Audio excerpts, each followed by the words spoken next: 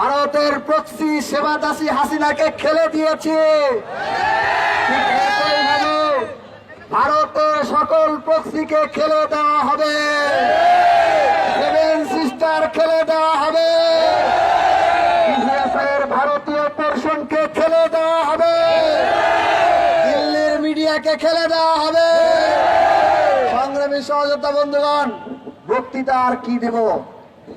পৃথিবীতে যদি কোনো ফকিন্নি দেশ থাকে সেটা হচ্ছে ভারত। পৃথিবীর মানচিত্রে ভারত হচ্ছে একটা ফকিন্নি দেশ। এরা যেই পাতে খায় সেই পাতেই। সহযোদ্ধা বন্ধুগণ, আমি পরিসংখ্যান দেখছিলাম, ভারতের বাজেট যতটুকু তার 40 ভাগের 1 ভাগ ওরা বাংলাদেশ থেকে নিয়ে যায়।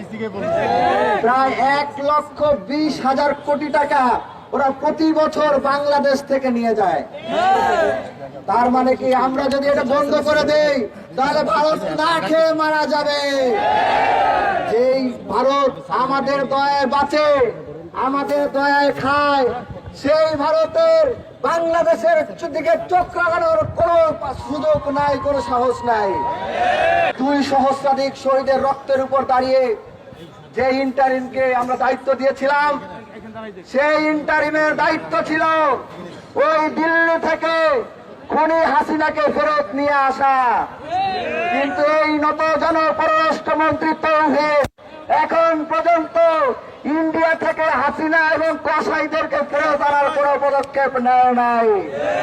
সংগ্রামী সহযোগিতা বন্ধুগণ, শুধু সেটাও নয়, আমরা দেখলাম বাংলাদেশের নিরাপত্তা উপদেষ্টা ভারতে যে দিল্লির নিরাপত্তা উপদেষ্টা অজিত দোভালের সাথে গোপন বৈঠক করে। এটা জুলাইয়ের শহীদদের সাথে সুস্পষ্ট গাদ্দারি ছাড়া আর কিছুই নয়। আমরা তৌহিদের কাছে জবাব চাই, এখন পর্যন্ত ভারত থেকে এই কসাইদেরকে ফিরিয়ে আনার ব্যাপারে আপনি কোন পদক্ষেপ নিলেন না কেন, আমরা সেটা জানতে চাই। আপনি যদি ধরেই নেন যে ভারতের তাবেদারি করবেন, তাহলে প্রকাশ্যে ঘোষণা দিন, আমরাও দেখবো যে আপনার কতটুকু জোর আছে আর আমাদের কতটুকু জোর আছে। সংগ্রামী সহযোদ্ধা বন্ধুগণ, কথা ছিল এই জুলাই বিপ্লবের ভিত্তি স্থাপন হয়েছিল শহীদ আবরার ফাহাদের শাহাদাতের মাধ্যমে। আমাদের শহীদ আবরার ফাহাদের দাবি ছিল ভারতের সাথে যত বৈষম্যমূলক চুক্তি আছে সেই চুক্তি বাতিল করতে হবে। কিন্তু অত্যন্ত দুঃখজনক হলেও সত্য, 5 আগস্টের পরে এই ইন্টারিম গভর্নমেন্ট একটা বৈষম্যমূলক চুক্তিও বাতিল দেওয়ার কোন উদ্যোগ নেয় নাই। আমরা হুঁশিয়ারি করে বলে দিতে চাই, কাল বিলম্ব না করে ভারতের সাথে যত ধরনের ট্রানজিট আছে সকল ধরনের ট্রানজিট বাতিল করতে হবে, সকল ধরনের অবৈধ চুক্তি বাতিল করতে হবে। দক্ষিণ তালপট্টি আমাদের, দক্ষিণ তালপট্টি ফেরত আনার জন্য আন্তর্জাতিক আদালতে যেতে হবে। ভারত তার দেশের মধ্যে গণহত্যাকারীদের লালন পালন করছে। এই গণহত্যাকারীদেরকে ফিরিয়ে আনার জন্য বাংলাদেশ সরকারকে আন্তর্জাতিক আদালতে যেতে হবে। আমাদের পানির, তিস্তার পানির ন্যায্য হিস্সা বুঝে নিতে হবে। বাংলাদেশ সহযোদ্ধা বন্ধুগণ, আমরা আমাদের ইন্ডিয়ান হাই কমিশনের অভিমুখে যে আমরা মার্চ করেছিলাম, সেটা শুধু মার্চ রেখেছিলাম। আমরা দেখেছি তারা আমাদের আগরতলায় আমাদের হাই কমিশনে ভাঙচুর চালিয়েছিল। আমরা সেই ধরনের পদক্ষেপ গত 1.5 বছর ধরে আমরা 1000 বারের উপরে হুঁশিয়ারি করেছি, কিন্তু এখন পর্যন্ত নেই নাই।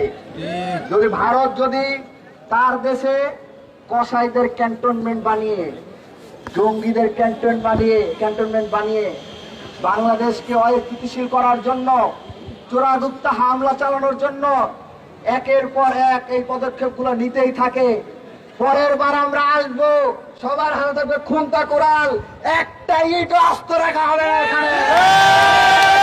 বাংলাদেশ থেকে ভারতের সকল হাই কমিশনারকে উচ্ছেদ করে বাংলাদেশকে বিতাড়িত করে দেওয়া হবে।